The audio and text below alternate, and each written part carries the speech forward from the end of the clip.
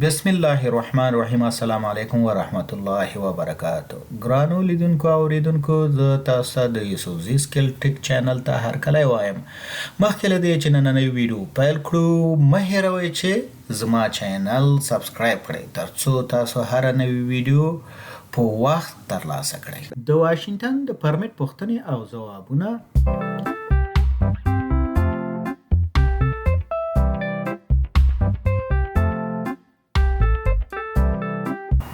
یا سل شپاړسمه پوښتنه د مقرراتو نښې یا ریګولیریټي ساين اکثره وخت سپینې وي، سرې وي، شنې وي. سم جواب دی سپینې وي. راځو جواب وضاحت. د مقرراتو نښې د ترافیک حرکت تنظیموي. دا نښې معمولا سپینې وي یا سپینې رنګ شوي وي او په تور رنګ پکې څه شوي لیکنه شوي وي. او موټر چلونکي مجبور دي چې د دې نښو په لارښوونه باندې عمل وکړي. کله چې دا نښې وي د دې نښو په لارښوونه باندې عمل وکړي. چې مثال دا د ته شوی ریګولیټري ساين یا مقرراتي نښې. مثال دا چې سپین ګوره تور لیکل شوی، نور سپینې نښې دي. دا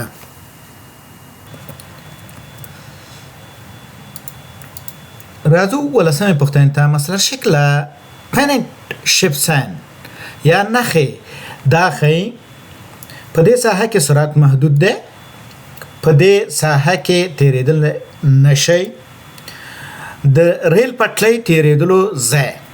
سم جواب ده په دې ساحه کې تیریدل نشي. راځو جواب وضاحت ته. مثلا شکل یا پینټ شپ نښو په منځ کې نو پاسینګ زون لیکل شوی وي چې په دې ساحه کې تاسو د بل موټر څخه مخکې کېدل نشي، یعنی مخکې کېدل منع دي.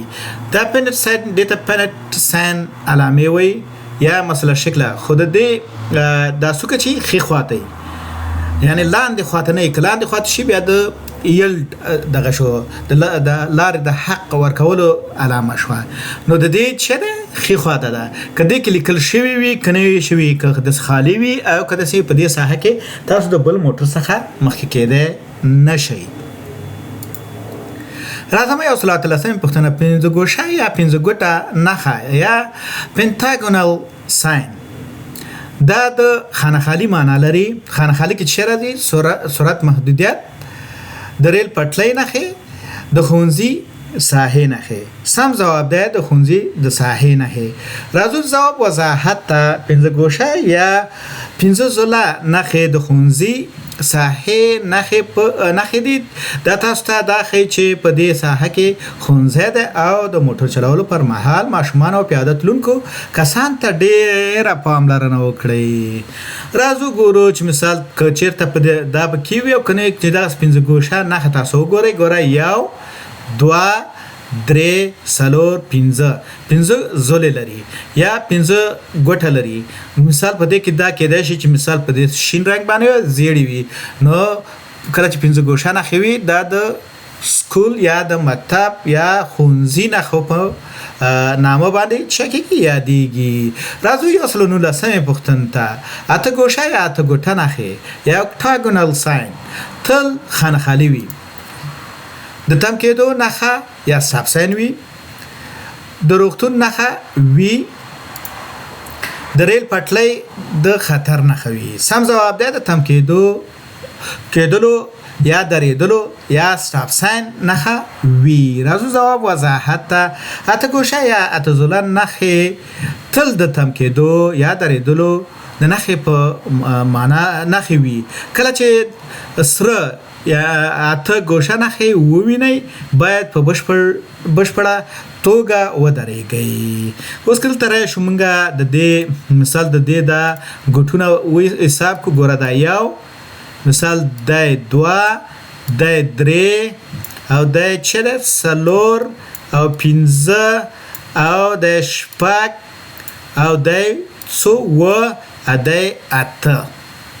نو دا څه شو؟ اته ګوټه لري، اته ګوشه نښه شوه. که دا خالي وي که په دې شکل وي دا د څه په معنا ده؟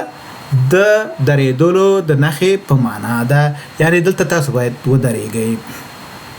یا سل شلمه پوښتنه. الماس شکله نښه یا ډایمنډ شیپ نښه راځو دیتا د وای دا چې دا نه خچره د خونځي د ساحې خبر ورکوي دا نه خچ کوي د خونځي د ساحې نه خبر ورکوي د عامه تفریحي ځایونو خبر ورکوي د موجوده یا احتمالي خطرونو په اړه خبر ورکوي راځو اوس ګورو چې سم جواب څه ده سم جواب ده د موجوده یا احتمالي خطرونو په اړه خبر ورکوي راځو جواب وضاحت ته علامه شکل نخي موټر چلوونکو ته د موجوده یا احتمالي ترافیکو خطرونو په اړه خبر ورکوي دا نښې اکثرا ژیړ یا نارنجي وي که دلته وګورئ ډایمنډ ساین دا ګوره څو ځله لري څلور ځله دې ته څه وایي ډایمنډ ساین روډ اند سړک ختم دی دلته کار سړک په سړک کې روان دی مثال ته کار روان دی اوس دلته مثال زیړې دي مختلف رنګونه لري ګورئ په دې شکل سره سلو روشي روډ اند سړک ختم شو دوه طرفه سړک دی دلته د خلکو د تیرېدو ځای دی